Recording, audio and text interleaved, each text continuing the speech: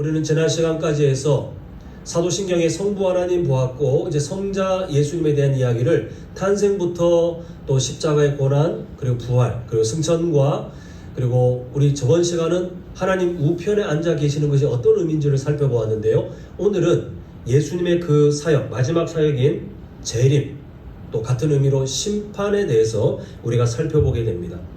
심판이라는 말은 누가 들어도 그 의미가 좀 부정적으로 느껴지죠. 좀 우리가 즐겁게 사용하는 단어는 아닙니다.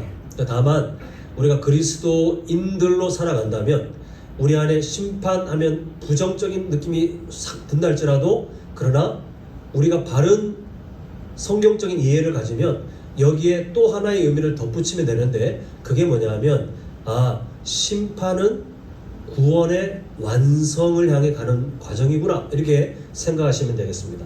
예수님께서 하시는 모든 일들, 심지어 하나님 우편에서 우리를 도우신다고 그랬잖아요. 그 모든 과정도 그냥 할 게 없으니까 하나님의 아들이신 그분이 심심하니까 뭐 하는 게 아니고, 소일거리로 뭐 하는 것이 아니라 우리가 누리는 구원을 완성해 주시는 거예요. 도우시는 겁니다. 재림도 마찬가지다라고 성경은 말씀하고 있습니다. 예수님의 재림을 우리는 절대 소홀하게 대하면 안 되는데, 소홀하게 대하거나 잘못 오해하면 오히려 우리한테 불이익이 되기 때문에, 가능하면 우리는 성경이 말씀하는 그 재림의 또 심판의 의미를 바로 아는 것이 좋겠습니다. 자, 오늘 52문, 하이델베르크 요리문답 52문이 우리가 사도신경 내용 중에 저리로서 산자와 죽은 자를 심판하러 오시리라 라고 우리가 신앙 고백할 때 그 내용을 다루는데, 내용이 좀 깁니다. 그래서 차라리 우리가 읽고 또 내용이 또 잊어버린 다음에 또 다시 하는 것보다는 그냥 제가 질문을 읽어드리고 답변을 하나하나 나눠서 내용을 보는 게 나을 것 같습니다. 제가 질문을 먼저 읽습니다. 그리스도께서 산자와 죽은 자를 심판하러 오신다는 것이 당신에게 어떤 위로를 줍니까? 예수님께서 심판하러 오시는데 그 심판이 부정적인 뉘앙스가 아니라 우리에게 뭘 준다는 거예요? 위로를 준다는 겁니다. 그 의미가 무엇인지 아는 사람은 위로를 얻는 거고, 모르는 사람은 이미 눈앞에 하나님께서 위로를 다 준비해 놓으셨는데 누리지 못하는 불쌍한 인생이 되니까 우리가 할 수 있는 한 이 의미를 바로 아는 것이 좋겠습니다. 먼저 심판에 대한 좀 이해가 필요한데요.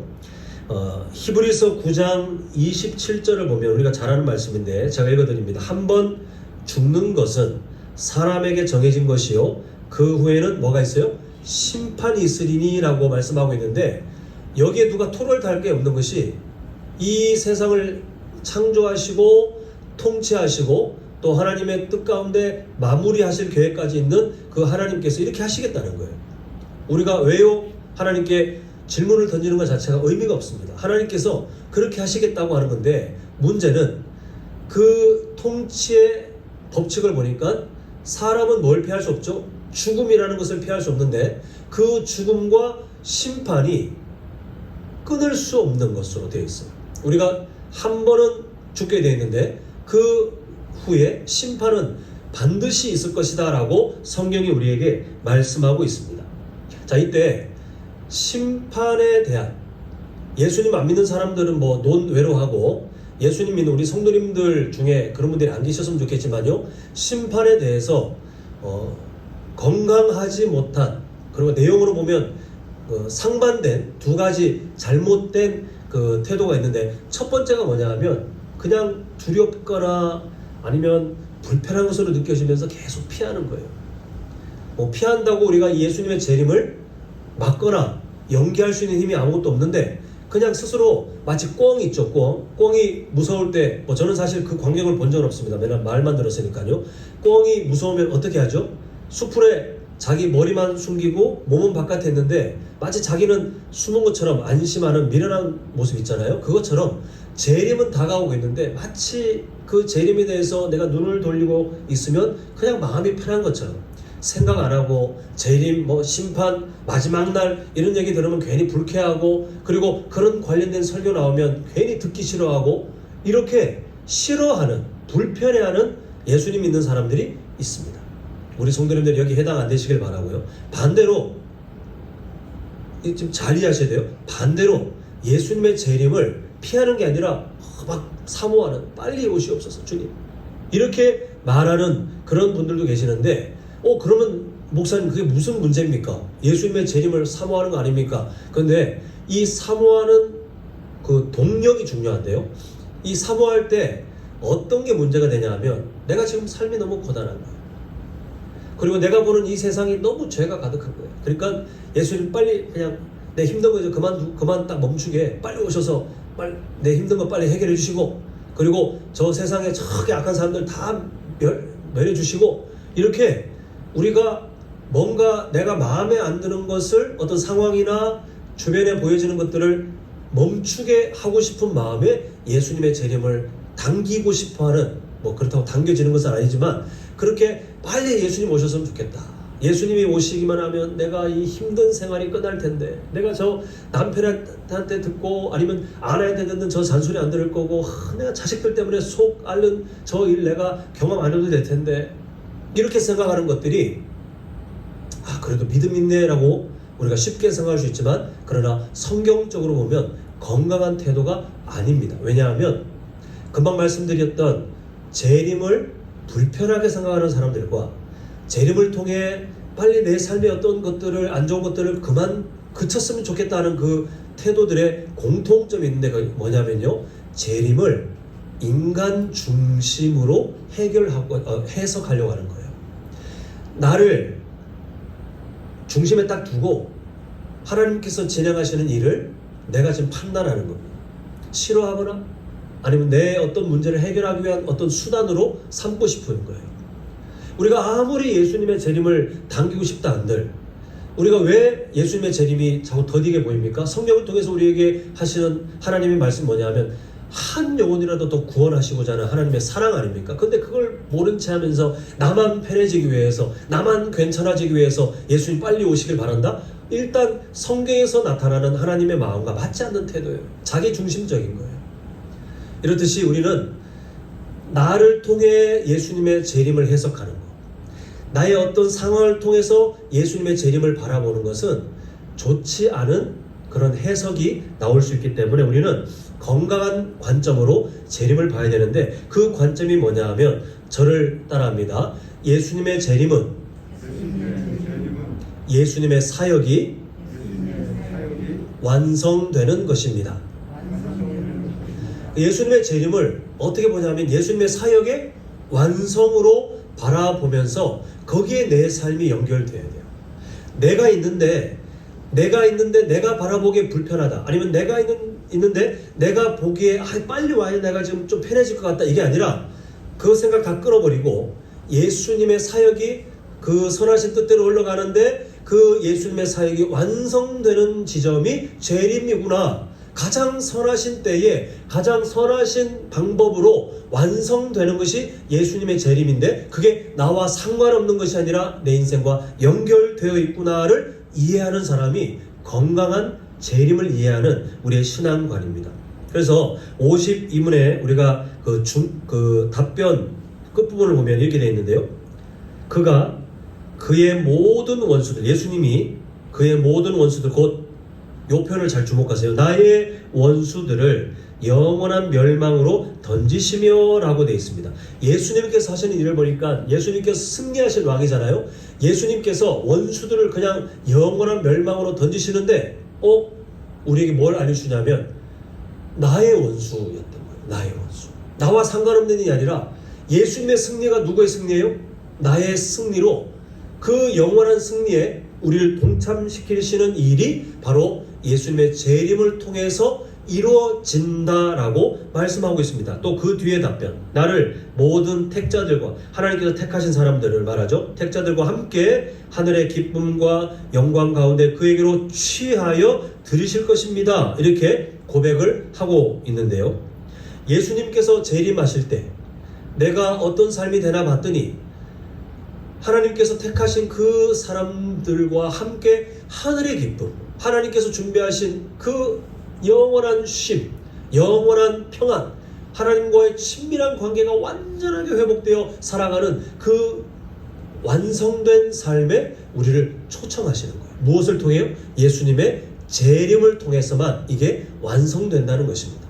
그러니까 우리는 예수님의 재림이 우리에게 주는 유익들이 있어요. 그 약속들이 있어요. 근데 이게 예수님의 사역을 재림을 통해서 완성하시는데 가만히 보니까 나에게 승리를 주시고 나에게 그 아름다운 하나님이 준비하신 영광과 기쁨에 나를 초청하시는구나. 내 삶이 예수님의 재림과 끊을 수 없는 너무나도 친밀하게 깊이 연결되어 있구나라고 이해하시는 것이 좋겠습니다. 자, 이제 사도신경 내용의 고백으로 가면 저리로서 산자와 죽은 자를 심판하러 오시리라 라고 하는 그 대목에 이미 다 아시는 내용이지만 그냥 상식적으로 한번 짚고 넘어가자면, 여기서 말하는 산자와 죽은 자는 우리가 괜히 어떤 의미를 부여해서 영적으로 산자, 영적으로 죽은 자를 의미하는 게 아니라 진짜 그 글자 그대로 살아있는 사람, 그리고 이미 이 세상을 떠난 사람을 말하는 것이 산자와 죽은 자예요. 근데 이게 뭘 의미하냐면 인류 역사 가운데 살아있든, 지금 이제 우리처럼 살아있든요, 아니면 이미 과거에 세상을 떠나셨던 하나님께서 정하신 때에 예수님의 재림이 일어나면 그 누구도 그때 일어나는 심판에서 예외가 없다는 거예요. 먼저 죽었다 할지라도. 이게 중요한 포인트입니다. 살아있는 사람, 산 채로 살아있을 때 예수님의 재림을 목격한다면 그 채로 심판을, 그리고 죽었다 할지라도 그러나 다시 다 살리셔서 심판당하게 하신다는 거예요. 아무도 피할 수가 없어요. 근데 이때 그 과거에 우리나라 초기 목회자들께서 이 부분에 대해서 오해하시다 보니 어떤 장례 문화를 터부시하면서 그건 틀린 거다라고 성도님들께 어찌 보면 잘못된 가르침을 주신 적이 있어요. 두 가지 오류가 있는데 뭘 터부셨냐면 화장하지 말라고 했습니다. 우리가 이름만 들어도 알만한 정말 유명한 목사님, 또 그런 분들이 많았습니다. 당시에는 화장하면 안 된다, 성도들은 화장하지 마라 라고 했던 이유가 뭐냐 하면 바로 금방 말씀드린 산자와 죽은 자를 심판하러 오실 때에 죽은 자를 다시 부활시키시는 그 일에 대해서 만약에 화장을 하게 되면 그게 안 된다라고 해석을 하신 거예요. 여기에 두 가지 오류가 있는데요. 첫 번째 오류가 뭐냐 하면 우리가 아는 성경의 가르침대로 하면 인간의 범죄로 인해서 흙으로 왔으니 죽으면 어디로 돌아가죠? 흙으로 돌아갑니다. 이건 장래 문화를 떠나서 모든 생명체가 그렇게 될 수밖에 없어요. 하나님께서 창조하신 그대로 죽으면 시간이 지나면서 다시 미생물의 분해에 의해서 다 흙과 같은 상태로 돌아가서 그냥 자연에 흡수돼요. 그 자리에 없어요. 어차피 인위적으로 인간이 어떤 장래 방식을 통해서 그 분해를 늦출 수는 있겠지만 원칙적으로 성경이 우리에게 가르치는 그 진리대로 하면 흙으로 돌아가서 자연 속에 우리의 흔적을 원래 찾을 수 없을 만큼 그냥 사라지는 것이 원래 죽음의 일반적인 형태입니다. 그래서 예수님께서 오실 때에 죽었던 사람을 다시 일으키신다고, 다시 살아나게 하신다고 할 때 그때 화장하면 그 형체가 다 사라지고 죄밖에 없는데 어떻게 살아나겠느냐라고 걱정했던 그 목회자들께서는 성경에 말씀하신 진리의 원래 상태, 죽으면 다 분해돼서 자연으로 돌아가도록 하신 하나님의 원래 일하시는 방식은 잊어버리고 사시는 거예요. 그냥 한국의 장례 문화대로 관 속에 넣으면 뼈라도 있고 뭔가 그런 형태를 지켰으면 하는 마음이 있으셨겠지만 원래 죽음은 그렇지 않다는 거. 그게 첫 번째 그 목회자들께서 놓치신 오류. 두 번째가 뭐냐 하면 하나님의 일하심을 너무 좁게 본 거예요. 아까도 말씀드린 것처럼 형태를 정말 잘 보관하고 싶다라고 한들 살은 다 분해될 것이고 뼈만 남아있을 것이고 그 뼈도 사실은 관이나 특별한 어떤 장례 문화 아니고 그냥 자연 속으로 그 시신을 그냥 자연에 두었다면 뼈도 나중에는 다 사라지게 되잖아요. 그러면 똑같은 질문이 던져지는 거예요. 흔적이 없어요. 그 목사님들의 시선에 의하면 흔적도 없이 다 분해됐는데 이거 어디서 찾을 겁니까? 하나님께서 어떻게 이걸 하시지? 어떻게 이 사람들의 흔적도 없는데 뼈도 안 보이는데 어떻게 살리실까라고 똑같은 문제 제기가 되는데, 하나님께서 어떤 분이십니까?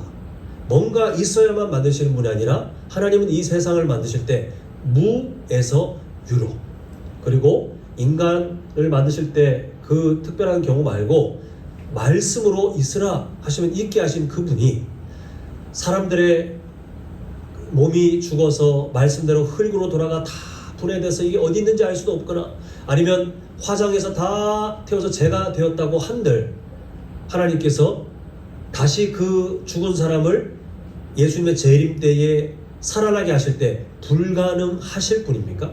절대 아니에요. 그러므로 화장 아니면 뭐 수목장 아니면 그냥 뭐 심지어 그 사람이 찾아낼 수 있는 별의별 방법으로 장례를 한다 할지라도 하나님께서 예수님의 재림 때에 이 죽은 사람들도 심판 앞에 서도록 하시는 그 하나님의 일하심은 방해받을 것도 없고 불가능한 일도 없는 전능하신 하나님께서 이루실 일이니 우리는 아무 걱정할 것 없이 다만 이 문구 저리로서 산자와 죽은 자를 심판하러 오시리라의 원래 의미는 이 심판에서 벗어날 사람이 아무도 없기 때문에 우리는 아주 진지하게 예수님의 심판을 바라봐야 한다는 그 사실을 오늘 다시 한번 기억을 했으면 좋겠습니다. 그런데 지금 아무도 피할 수 없다는 점, 아무도 죽은 사람들조차도 다시 살아나게 하셔서 심판을 받게 하시겠다는 그 하나님의 일하심에 대해서 우리는 두려움을 가질 법한데, 여기에 대해 하이델베르크 요리문답은 그렇지 않다는 거예요. 위로다라고 말하고 있습니다. 자, 아까 질문 기억하시죠? 산자와 죽은 자를 심판하러 오시겠다는 거기서 우리가 얻는 위로가 뭐냐를 지금 우리가 보고 있는 중에 있는데, 지금 우리가 중간부터 봤습니다. 앞부분부터 보겠습니다. 첫 번째 답변 보면 제가 읽어드립니다. 나의 모든 고난과 핍박 중에서 나는 나의 머리를 들어 하늘을 향합니다. 혹시 성도님들 이 구절 보시면 딱 떠오르시는 신약의 어떤 한 인물 있지 않습니까? 기억나십니까? 나의 모든 고난과 핍박 중에서 하늘을 향하여 그 평안을 잃어버리지 않고, 그렇죠, 스데반 집사님. 그분이 왜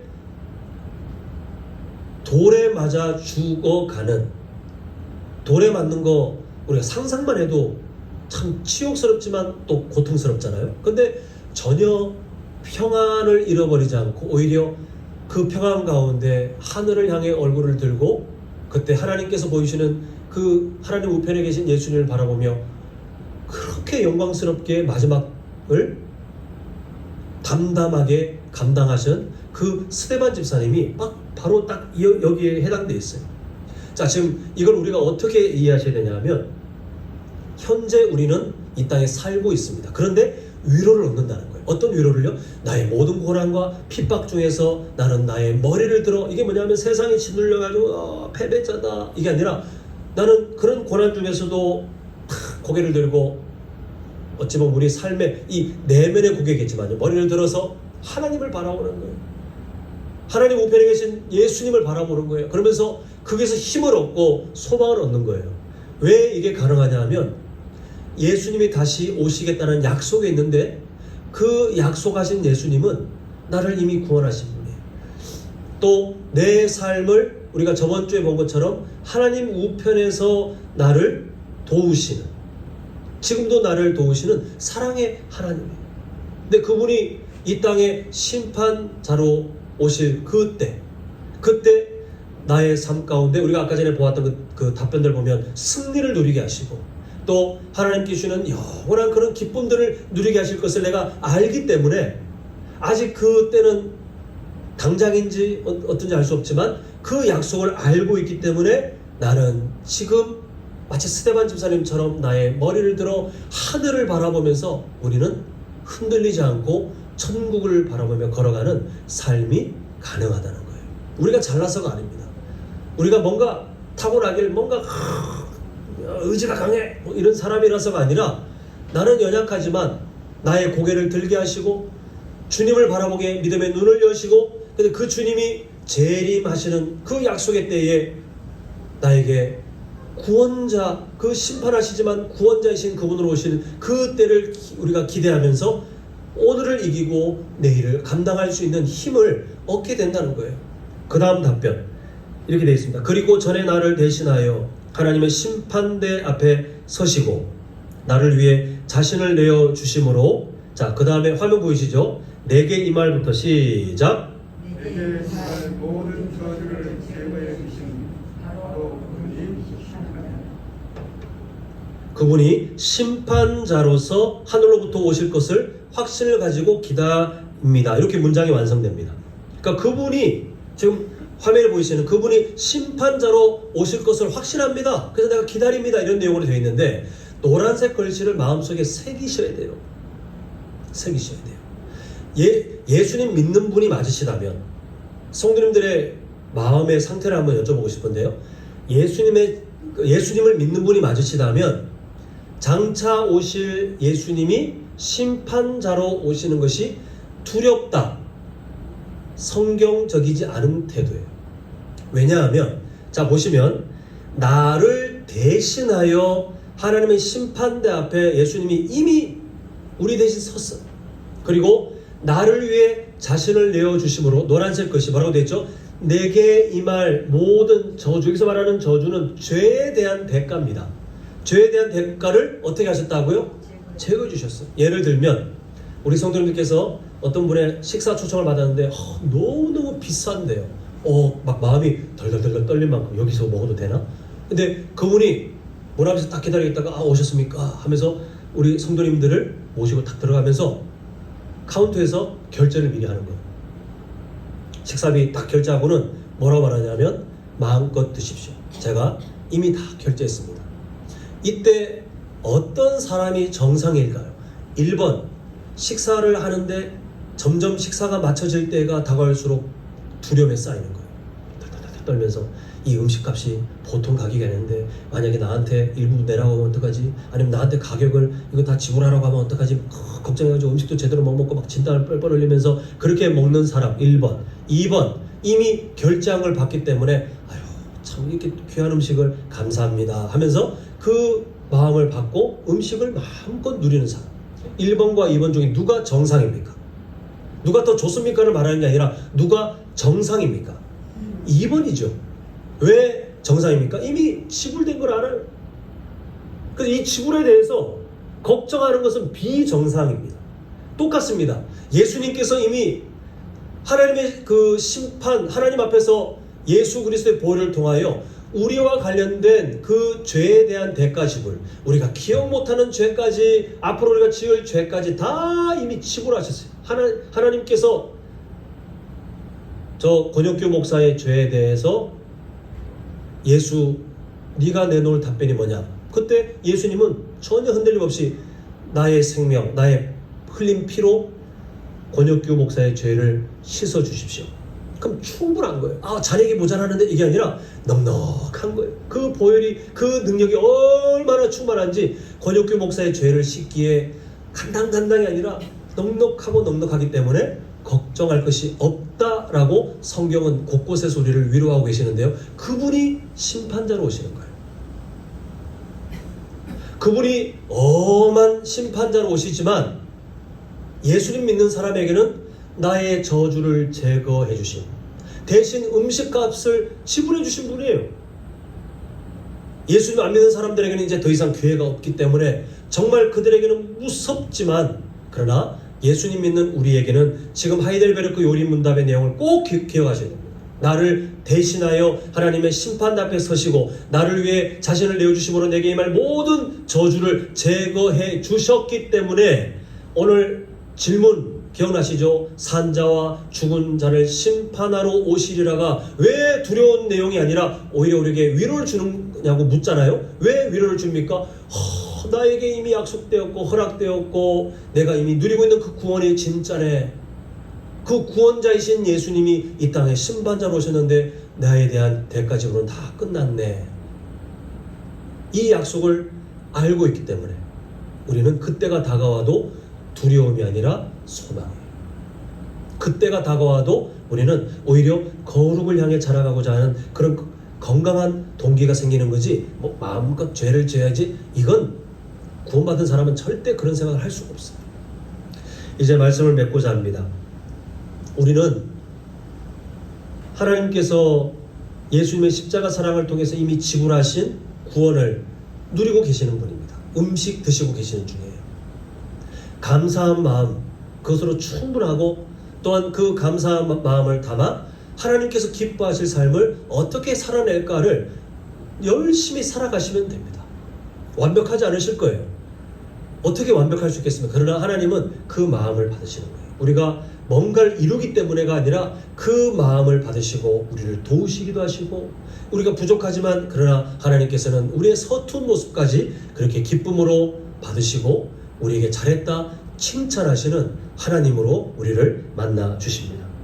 예수님의 재림은 아직 미래에 일어날 일로 되어 있지만, 그러나 바라기는 우리 성도님들, 미래에 약속된 재림이지만 그 재림 때문에 현재에도 소망을 누리시고, 그리고 미래 그 순간에도 우리가 한없는 자유와 감사로 그 심판의 때에 예수님의 사랑을 다시 한번 경험하게 되시는 우리 모두가 되시기를 간절히 소망합니다.